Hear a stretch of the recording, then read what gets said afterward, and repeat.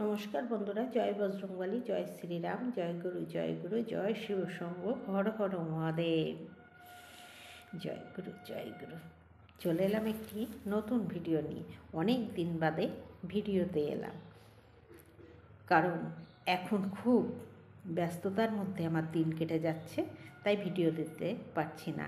যাই হোক, ভিডিওটা একটু বড় হলেও প্রথম থেকে শেষ পর্যন্ত দেখবে, শেয়ার করবে, পাশে থাকবে সাবস্ক্রাইব করে, এবং কমেন্টে জানাবে।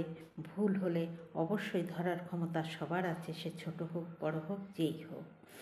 আমি অত উচ্চশিক্ষিত নই, আমি ধ্যান জ্ঞান কিছু আমার ভিতরে নেই। আমি একজন মূর্খ সূর্খ মানুষ, স্বাভাবিক একটা গ্রামের একটি কৃষক পরিবারের থেকে জন্ম আমার। তো আমি জানি মাটির গন্ধ কাকে বলে,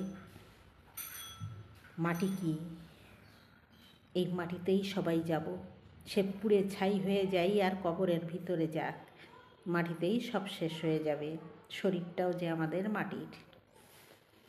তো বলতে এলাম, হিংসা, অহংকার, লোভ, লালসা মানুষের জীবনে, এইগুলো নিয়েই একটি মানুষ তৈরি। যখন সেই লোভের অংশ প্রচণ্ড বেড়ে যায়, তখন জীবনে পাপ নেমে আসে, আর সেই পাপ থেকে সৃষ্টি হয় ক্ষয়, অর্থাৎ জীবনের সব কিছু শেষ। তাই সবাই শেষের হাতের থেকে বাঁচুন, মনের থেকে হিংসা অহংকার ত্যাগ করুন, ঈশ্বরের প্রতি ধ্যান দিন। একটা জিনিস জানবেন, ঈশ্বর আছেন, ঈশ্বর ছিলেন, ঈশ্বর থাকবেন। আমরা মানুষ, আমরাই থাকবো না।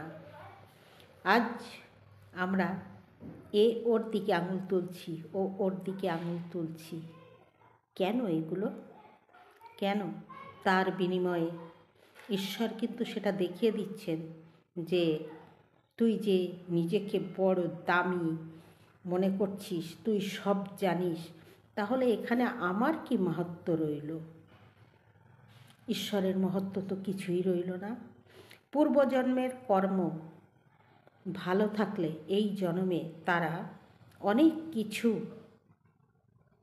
করতে পারছে, যেহেতু তার পূর্বজন্মের কিছু কর্মফল, বা ধরতে পারো 100%ই কর্মফল ভালো ছিল।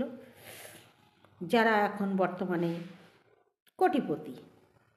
কোটিপতি হয়েছে, সে কিন্তু জন্মই কোটিপতি হয়ে গেছে তা না, মেহনত করেছে। কিন্তু মেহনত করতে গেলে ঈশ্বরের সহযোগিতা তো দরকার আছে, তা ওনার আশীর্বাদের দরকার আছে। সেই আশীর্বাদ উনি ভাগ্যের সঙ্গে জড়িত করে এই দুনিয়ায় নিয়ে এসেছিলেন। তাই ঈশ্বর খুব তাড়াতাড়ি তাকে সফলতার ফলটা দিয়েছেন। কেউ গরিব, রাস্তায় শুয়ে দিন কাটায়, কারণ গত জন্মে এমন কিছু করে এসেছেন যে এই জন্মে তাকে সেই ফলস্বরূপ সেটাকেই পেতে হচ্ছে।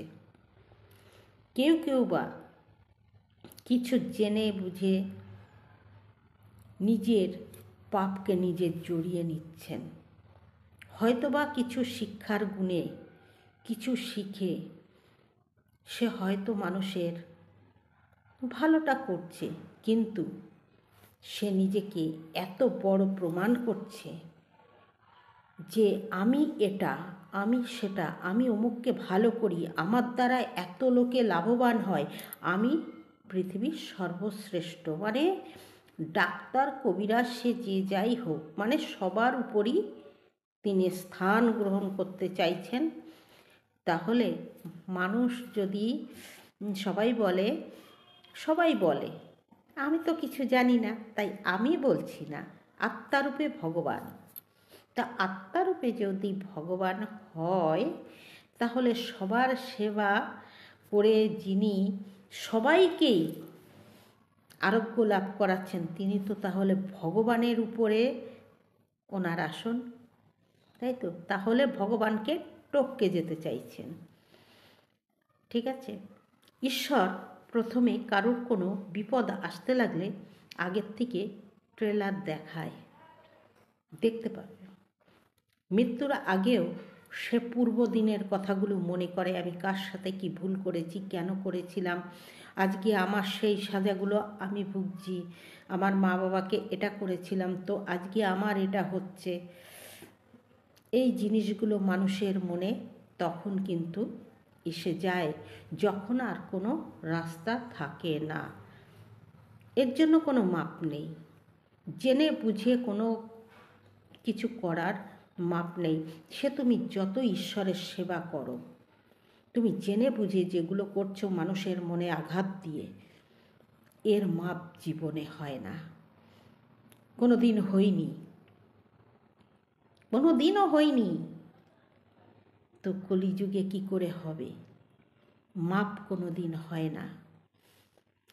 আর দেবতার কাছে উৎসর্গ যদি কিছু করা হয়, আহুতি দেওয়া হয়, সে আহুতিও কিন্তু কোনো দিন ফেরত নেওয়া যায় না। তাই একটা কথা বলি, ট্রেলার দেখার পরে প্রতিটা মানুষ যদি সাবধানতা বজায় করে এবং ঈশ্বরের শরণাপন্ন হয়, তাহলে কিন্তু সে ঈশ্বরের সামান্য কিছুর উপর দিয়ে সে বেঁচে যাবে। সামান্য হয়তো কোনো ক্ষতি হবে, কিন্তু ঈশ্বর তাকে বাঁচিয়ে রাখবেন। মৃত্যু কপালে ঈশ্বরের লেখা, আমি কত বছর এই দুনিয়ায় থাকব, সেটা ঈশ্বরের লেখা। কোনো মানুষ তাকে বিধি দিতে পারেন না যে তুমি এই কয়দিন তুমি থাকবে। তাহলে তো সে ঈশ্বরের উপরেই চলে গেল, তাহলে মানুষ হলো কি করে? আচ্ছা, একটা কথা বলুন তো, রামচন্দ্র কি তিনি নিজের ভাগ্য গণনা করতে জানেননি কোনো দিন? তাই তাকে রাজ্য ছেড়ে বনবাসে যেতে হলো এবং সীতাকে হরণ করলো, সেখানে যুদ্ধ করে বানর সেনা সাথে করে নিয়ে সেই যুদ্ধ জয়লাভ করে তারপরে সীতাকে আনতে হলো। এ আনার পরেও সে মুক্তি পেল না। এই রকম মানুষের কূটনীতিবিদের জন্য, এই কূটনীতিগিরির জন্য সীতাকে অগ্নি পরীক্ষা দিতে হলো, সীতাকে পাতাল প্রবেশ করতে হলো, তাকে অসতী প্রমাণ করলো। কিন্তু রাজা ছিলেন, তিনি বিনা দ্বিধায় বিনা তর্কে তিনি তার স্ত্রীর উপর একের পর এক এই নির্যাতনগুলো সমাজকে দেখিয়েছেন যে দেখো, আমি একজন রাজা, তো আমি আমার স্ত্রীকেও ক্ষমা করি না। যেহেতু 5 জনে কথা তুলেছে, তাই আমি আজকে তাকে কি করতে বাধ্য করলো? অগ্নি পরীক্ষায় করাতে বাধ্য হলো। লাস্ট ফিনিশিং তার আবার ঠিক ওই ধরনেরই হলো, তিনি পাতাল প্রবেশ করতে বাধ্য হলেন। তাহলে কি রাম তো স্বয়ং বিষ্ণু অবতার, তিনি কি জানতেন না তার স্ত্রীকে রক্ষা করা? তার কাছে কি ছিল না রক্ষা কবচ? না ঈশ্বর দেননি তাকে রক্ষা কবচ? মা হারা হলেন লব আর কুশ। কেন হবেন মাহারা? তিনি তো বেঁধে রাখতে পারতেন। একটা রক্ষা কবচ নিলে সামান্য মানুষের কথায় কি যায় আসে যায়, তিনি তো পারতেন সংসারটাকে টিকিয়ে রাখতে। এবার আসি শ্রীকৃষ্ণের কথায়। একটা ব্যাধ তার পায়ের মধ্যে তীর মারল আর শ্রীকৃষ্ণ মৃত্যুর কবলে ঢলে পড়লেন।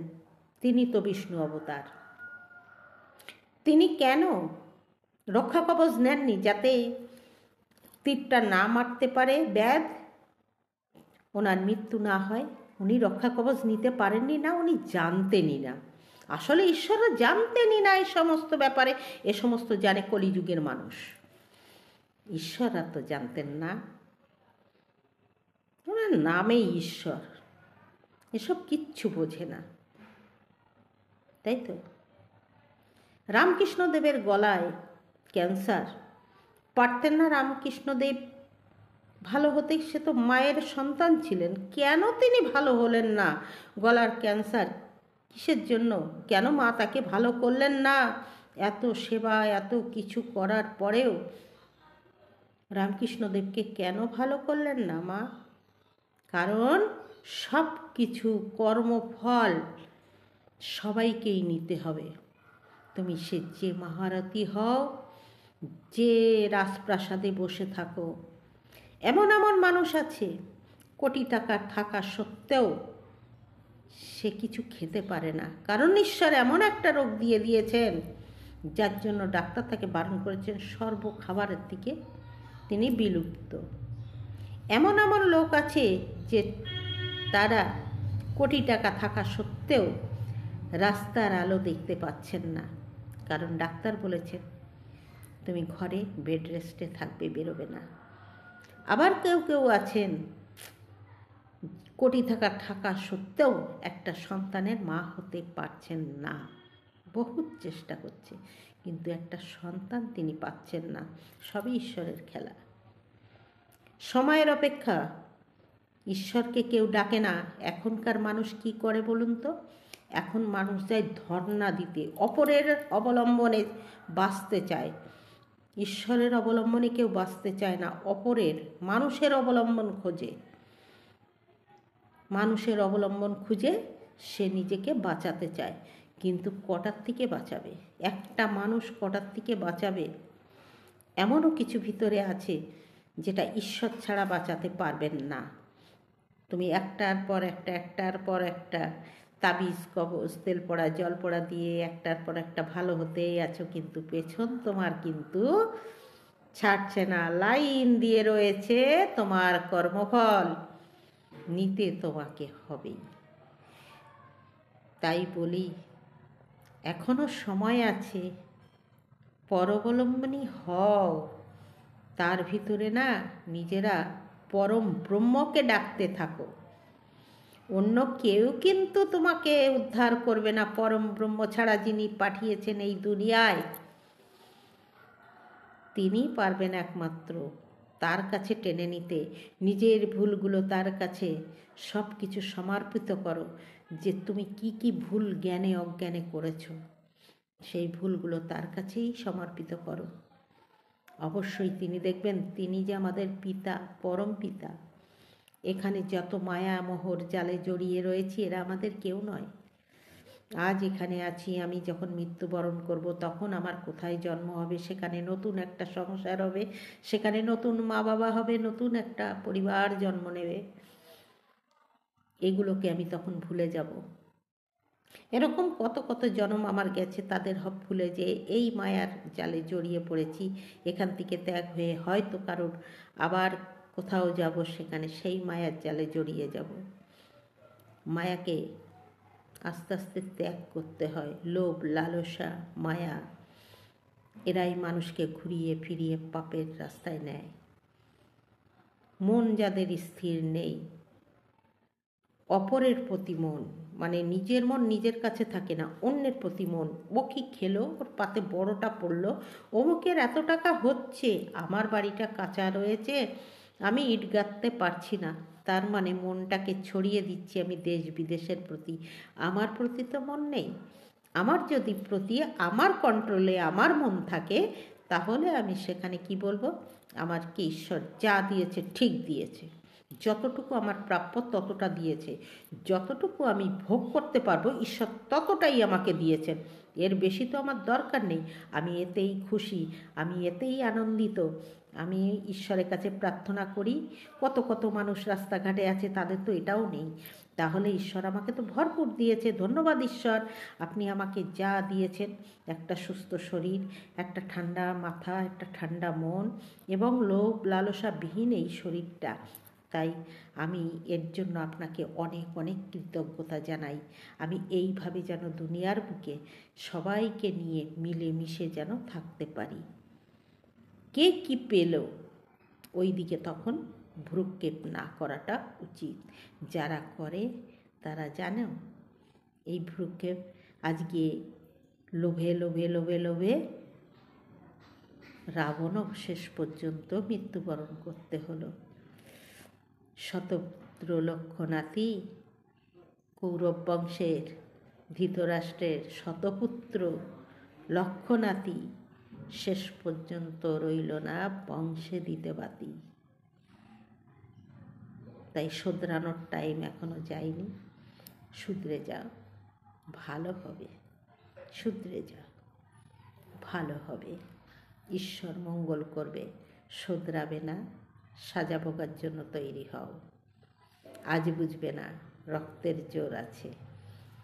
40-45 পেরোলেই যখন 50-এর দিকে পা যাবে না, তখন একটা একটা হিসাব চালু হয়ে যাবে, প্রতিটা পৃষ্ঠা চালু হবে। পাপের ঘোড়াটা ভরুক। তো অনেকটা বড় হয়ে গেল ভিডিওটা। জয় বজরংবলী, জয় শ্রীরাম, জয় গুরু, জয় গুরু, জয় শিব শম্ভু, হর হর মহাদেব। ভিডিওটা ভালো লাগলে অবশ্যই শেয়ার করবেন, কমেন্ট, সাবস্ক্রাইব করে পাশে থাকবেন। এই ভিডিওটা আমি দুটো ভিডিও মানে নতুন পুরনো দুটোর মাধ্যমেই দেব, যে যেটা পারবেন সেটা দেখে নেবেন।